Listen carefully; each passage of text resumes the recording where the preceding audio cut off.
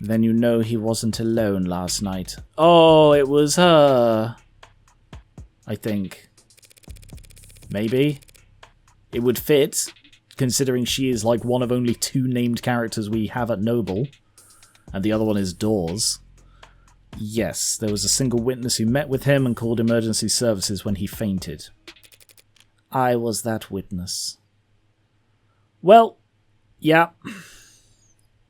We have our murderer. There's Helen Jung's DNA and fingerprints. Okay, I didn't expect it to be that easy. Like, it was notable we went to the hospital and couldn't check in about it, because Morgan made a reference to how the identity of the witness would be on the hospital files, but we didn't do anything when we were there. Really? Obviously. There aren't that many people David would bother meeting with in person, let alone welcoming them into his home and offering them a drink. I also knew that Jung was his superior, on paper though not in fame, and I knew that the witness had Executive Plan 3 insurance. They had to be higher than David. Well then, do your lawyers know we're having this conversation? Of course. They're pulling their hair out about it as we speak. Can't imagine why. The police cleared you. And you were well within your rights to ask for some privacy, given the high-profile nature of all that's happened. So why call me up here? Why cut through all the red tape your lawyers painstakingly hid you behind?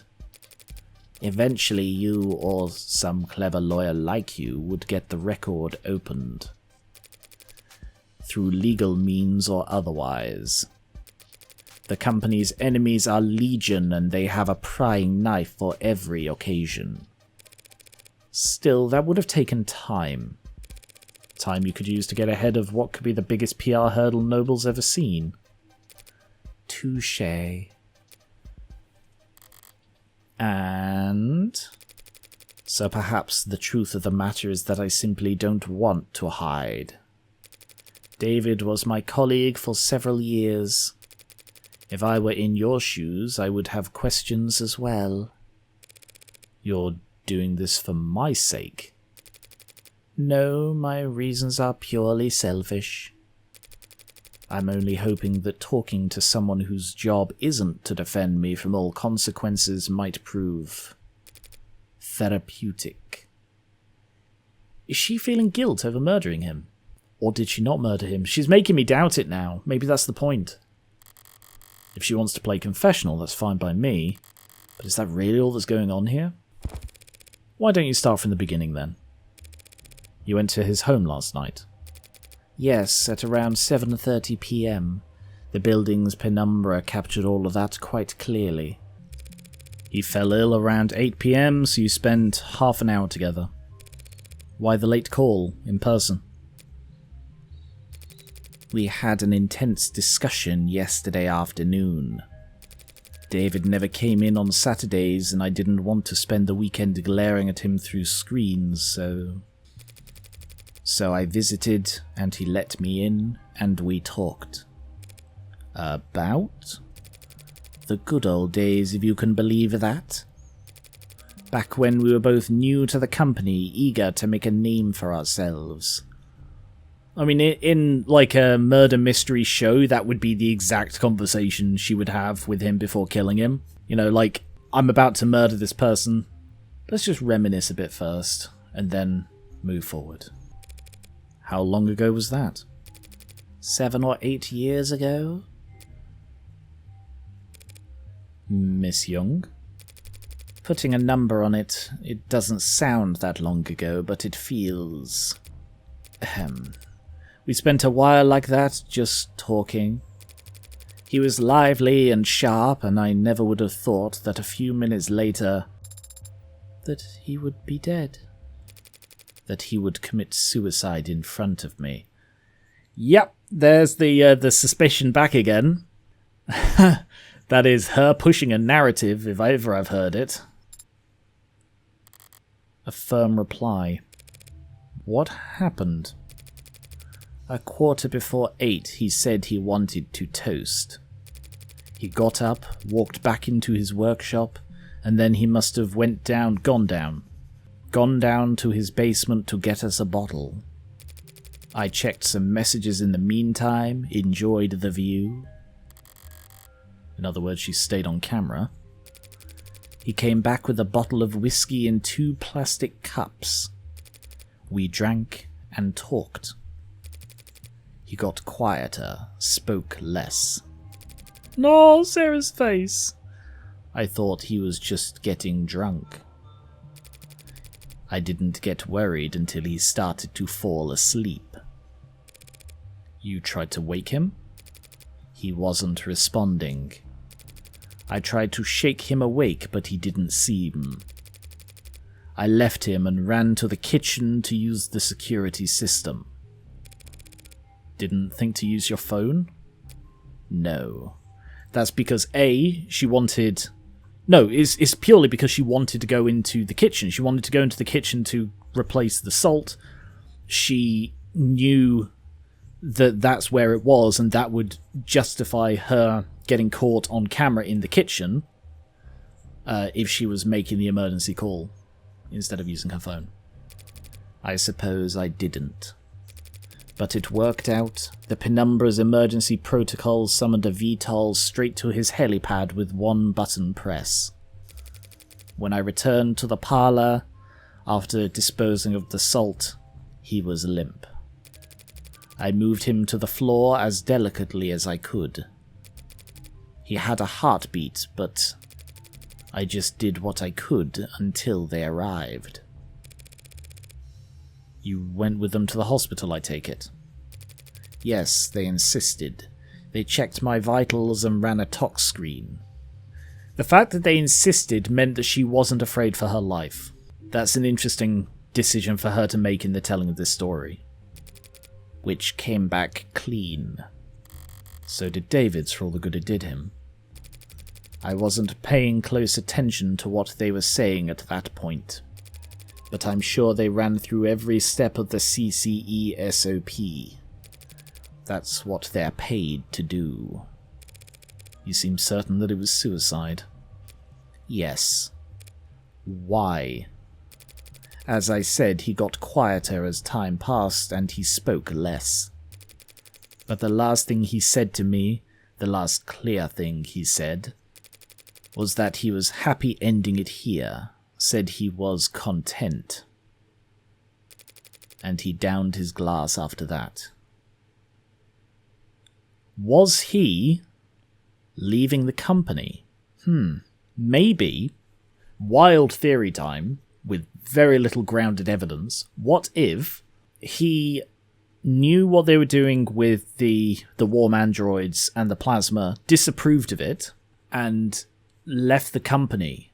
And they didn't want him, they couldn't afford him to leave. Because the only reasons you kill your golden goose, who is also like your front man, he's the face of your company in many, many ways, and the creator of your best IPs, the only reason you kill that shining gold diamond goose is either they're leaving or they're about to blow the whistle. There are no other reasons you would... When you're doing it for the company, there are no other reasons.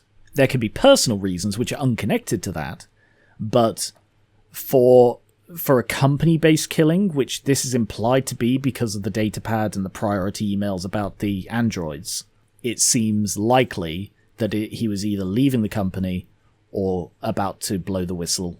But I still don't really know how Sarah fits in. But it's possible that, because I assume what they discussed isn't captured, like there is no sound, but the cameras would probably show that David didn't look distressed, that they didn't argue. So she would have gone there, and maybe it was a case they had a tense discussion and he was like, I'm going to leave. Or if he did actually say I'm content, can I see happy ending it here? He was content. Yeah. If he was leaving the company, he could say, I've really enjoyed the time I spent with the company, but I'm happy leaving it here. I'm content with that. Then on camera, he would look calm and relaxed, and not like he was arguing. That would all line up. I assume we would have heard, if on the cameras, I assume the cameras are a live feed, because she said frame by frame, Reyes did. So the cameras were, like, recording, and it was just the kitchen that wasn't. So that's why the kitchen is important, why the salt is important, and why she can't lie too much about what they were talking about, in the tone at the very least. And he downed his glass after that. He drank every last drop. Ooh, that's not true. It spilled, didn't it? I'm certain it spilled. Because there was a spillage. Yeah, there's a spillage right there from his cup. Weird.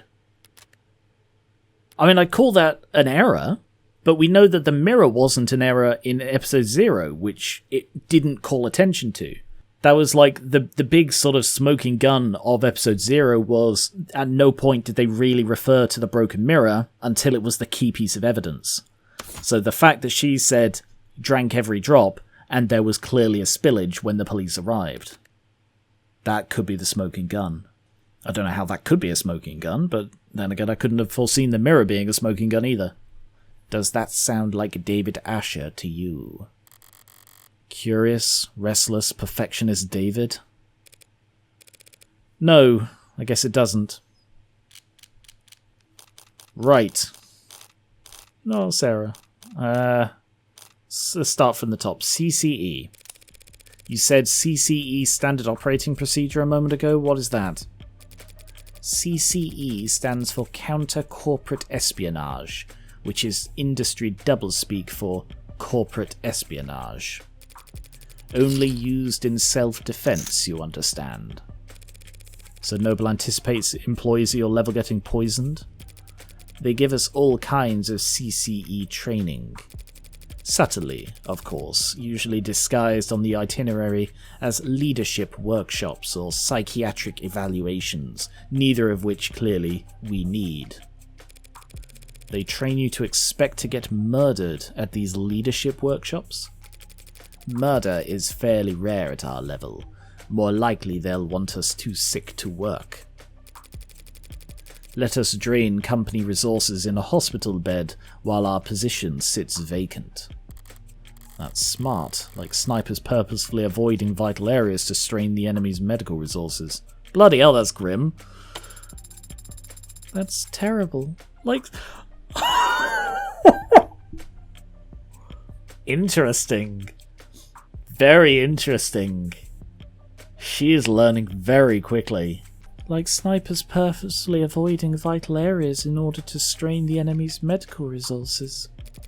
That's nothing compared to when they want to turn an asset. Feel ill for the rest of your life with an undiagnosable malady, or become our mole and we'll send you the antidote every 2 weeks. Sarah's face. That's a nasty piece of work. It's a nasty line of work. Consulting. I'm sorry? That's just what they call it. Can't exactly put corporate spy on your CV. So every consultant I've met at a cocktail party was actually... It depends. Did they say that they're consultants? Or did they say they were in consulting? How the hell am I supposed to remember? So do your people think what happened to David was a deliberate attack? Noble's competitors have been trying to get to David for years. And that's the time scale their plans operate on. If this was an attack from a rival corporation, the company would have seen it coming. And they would probably have struck first.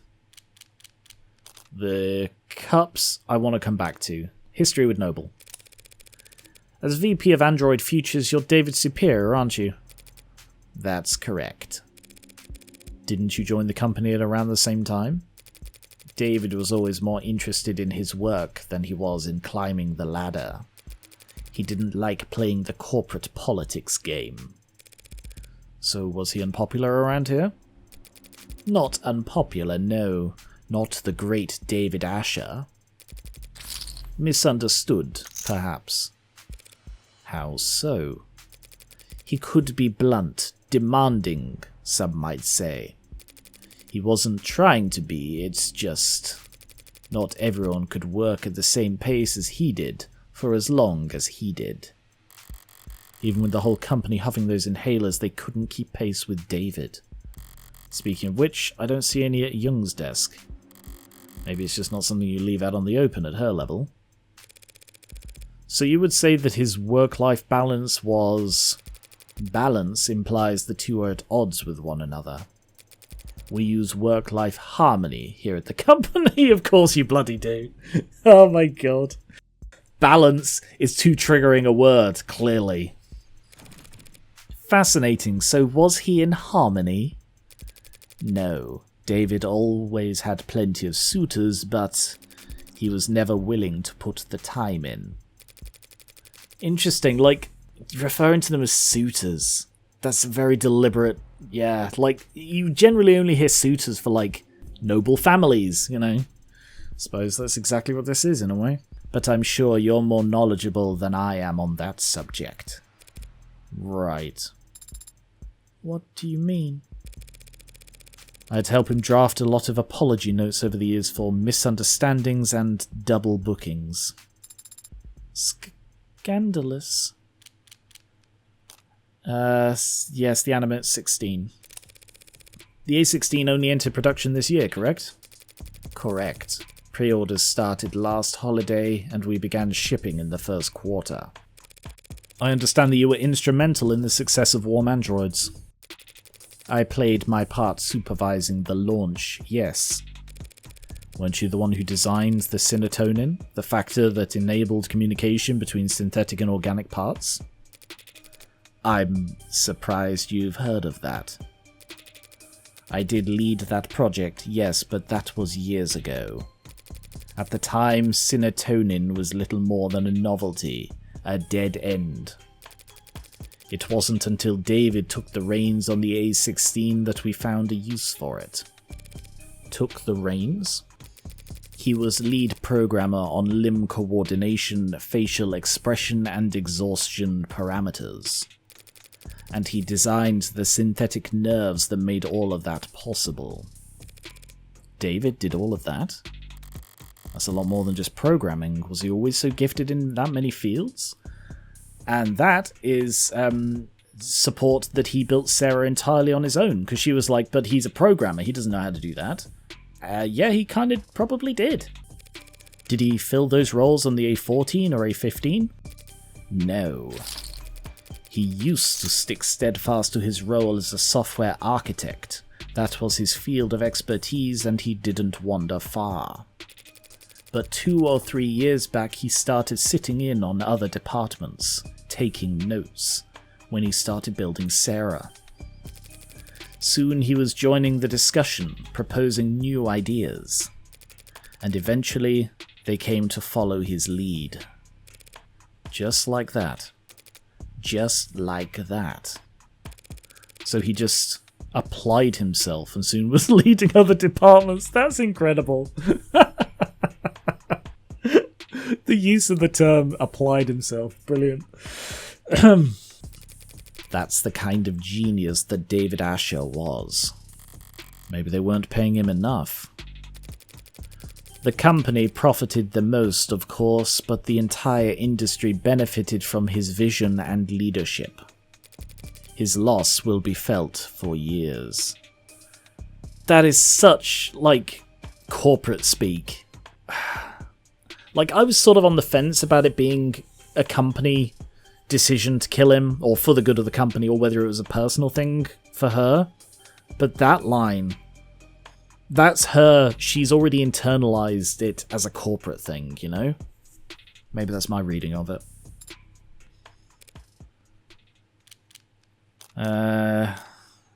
Yeah. I don't think she'll know anything about Sarah. I'm increasingly convinced he did it all himself. But let's have a look. So this android, Sarah. No. Even Dawes couldn't find any real details on where it came from. It's not in any of our systems. I'm afraid not. Did David ever talk to you or anyone else at the company about a pet project? Pet? No. He never gave me any indication like that. And if he didn't talk to me about it, I seriously doubt he confided in anyone else at the company. David didn't trust anyone higher on the chain than himself, and anyone below him, frankly, they couldn't possibly hope to give him advice. He never mentioned me? No, never. Androids don't come cheap. You never heard him requisitioning parts or resources? There were never any discrepancies with his company credit card? The company's accountants are mirthless, even by industry standards. They wouldn't humour anybody. Not even David Asher. If they had ever detected financial discrepancies, there would have been an uproar loud enough you could hear it in the mailroom. You have a mailroom? Not since the 30s, just a figure of speech. She's disappointed. Why did she care about a mailroom? Maybe because it's in old movies? He couldn't have taken resources from the company without leaving a record. But no one would deny David Asher information. He would have been able to obtain all the necessary data to build his own android. Then, with enough time and money, he could privately purchase the raw materials himself. I don't understand it. It must have taken him years to build Sarah. He wasn't doing anything illegal. Except the hacking stuff. So why keep it secret? I feel... God, sorry, I can't stop myself. I have another iRobot reference. The hacking is probably Sarah's version of the denser alloys. You know, like she is built to tear down the monument. So why keep it secret? I don't know. But he was private and a perfectionist. Perhaps he simply wasn't proud of his results. Oof. Aww. Could be. Poor Sarah. They just talk about her like she's not there. It's so sad for her. Alright, let's talk about the cups. I've been curious about this ever since I saw the scene. Why the plastic cups? There's a story there. David and I got hired around the same time, under similar circumstances. Headhunted while finishing our higher education. During recruiting, the company claimed to want us badly, but in practice our actual authority was inexperienced and overpaid. You must have been extremely unpopular. You don't mince words. We didn't either back then. We were loudly trying to convince our superiors that their entire sales models for androids was antiquated and self-defeating. The two of them made the one-point doctrine. That's not the story I've heard in noble commercials and noble sponsored media. And come to think of it, it's not a story I've ever heard from David himself. We had this deadline, self-imposed but still a deadline.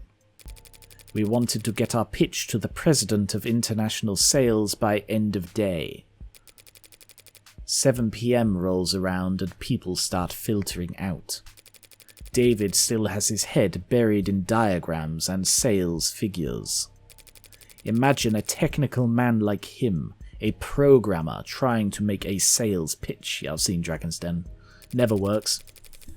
The clock hits 9 and even the zombies start heading home. I turn to David, tell him it's not gonna happen. We're nowhere near finished and the day's long since been over. He looked at me like I'm the only other person on a sinking boat and I've stopped pitching water, and he says, "The president lives on the other side of the globe. We still got all night until his end of day." We wrapped up at 4. That colour change is brilliant. We wrapped up at 4 in the morning. Just us and the cleaning staff. Back then only half of them were ads. He finally sends the message and I'm ready to collapse. I've got nothing. We stared blankly at his inbox for the next 40 minutes, hoping that the harsh light would give us the energy to work through the next day. And we got a response. It wasn't long, but it showed he was interested. I had been turned down so many times before then, ignored and placated, passed up and ghosted But together, David and I, we had finally gotten a win. So David asks if I've got anything to drink. I've got a bottle of some swill in a cabinet at my desk, but he doesn't want to drink from the bottle. He says he wants to toast. Ah, right, green. The reason it changed to green was David's hair colour. Wow. They look so happy. So we sat there at 5:19 in the morning, toasting awful vodka to one another in cups we grabbed from the break room. Toasting our first victory against the corporate beast. Between the lack of sleep and the drinking, the next day at work was hell. Sounds like a good memory. Plastic cups and liquor. That was our little ritual. Ha! That implies two possible scenarios. One is that she knew he was going to get the plastic cups and did something to poison his. The other option, but then I suppose she wouldn't know which one, unless he would always pour himself one first, so she could guarantee pretty much that the first one would be poisoned, but even so, that's a gamble. Or it just means she knew that he would drink if she went over. David Asher and Helen Jung started a Noble at the same time. They would often toast their hard-won victories with cheap liquor. Plastic cups and liquor, that was our little ritual. So I didn't think twice when he presented me with my cup. It was ceremony for us. Well, thanks for taking the time to talk to me. 2 more bits of evidence. Jung's cup. Plastic cup with a small amount of whiskey. Found upright. No trace of foreign elements. And it's updated the witness statement to mention Jung.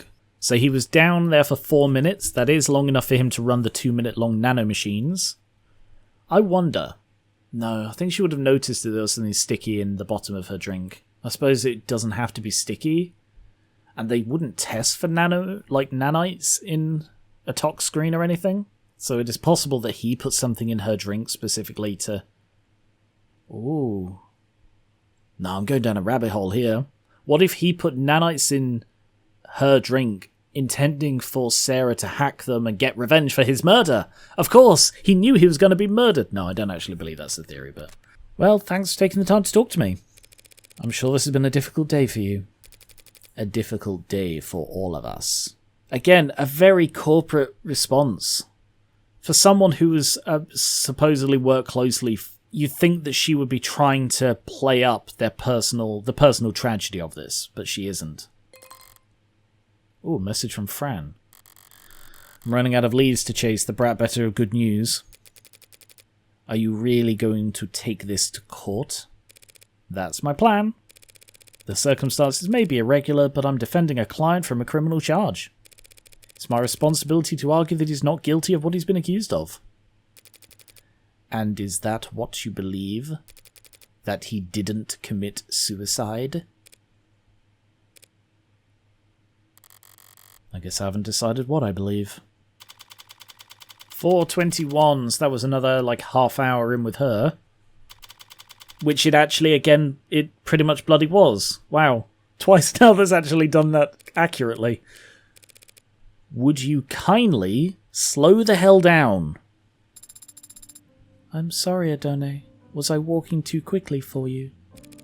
That wasn't walking, that was speed walking. Up 2 flights of stairs is very different. Speed walking? Sounds like a powerful technique. Is it like the Zhenjiao? Apologies if I'm mispronouncing that, which I probably am. Just let me catch my breath for a minute. Adone, is it possible that you are out of shape? Why is that a script line? I don't understand. No. But since we left the cab, your heart rate has... I'm not wearing the right clothes. or the right shoes. Is that so? Yes. Also, I didn't stretch or hydrate, and the sun's reaching its zenith? That would have been several hours ago. Do you mean the air temp? You said it would be a short walk from street level, so I prepared myself mentally for a short walk. Then you took off like a rocket, and you didn't mention that we had to go upstairs. Are you sure this place is even back here? The reviews online were quite clear. It's worth the trouble finding it. Maybe if you're a mountain climber. When I sent Fran hunting for a musician in David's circles, I expected them to bring me someone from the city orchestra or a jazz club. The champagne, flute and tea kind of musician. No, I'm thinking, I definitely pictured like a sort of a back street bar rocker type, if I'm honest. But this is the tequila and neon part of town. It should be in view if we turn. Adone, be careful. Of what? It's a stray, and it's bearing its fangs too. No, look at her, she's scared of dogs. No. It could be carrying diseases. You should relax. Adone, it's growling. It's not growling at me. See? So it's just me that it doesn't like. Too much static. How do you get it to calm down? Also, there's static over the screen right after she says that, and before as well, but you know. It's an animal, not a monster. It wants to be calm. Do you like animals?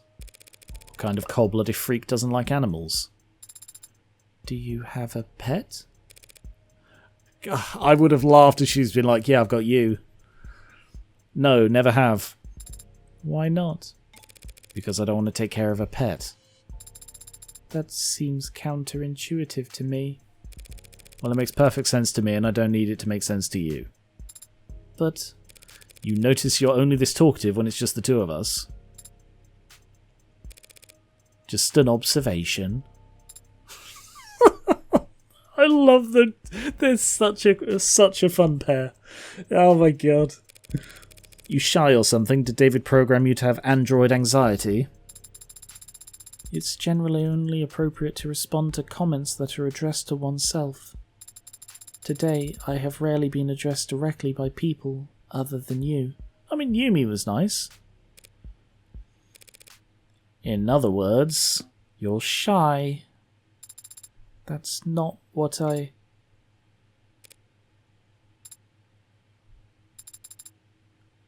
Can I try petting it? There's no law against it. No! No, she's so cute. Ultraviolets. That seems like a pretty good place to call it, so I'll be back with more of The Devil soon. Thank you very much for watching, and I promise I will not lose this recording. Thank you very much, and I will catch you later.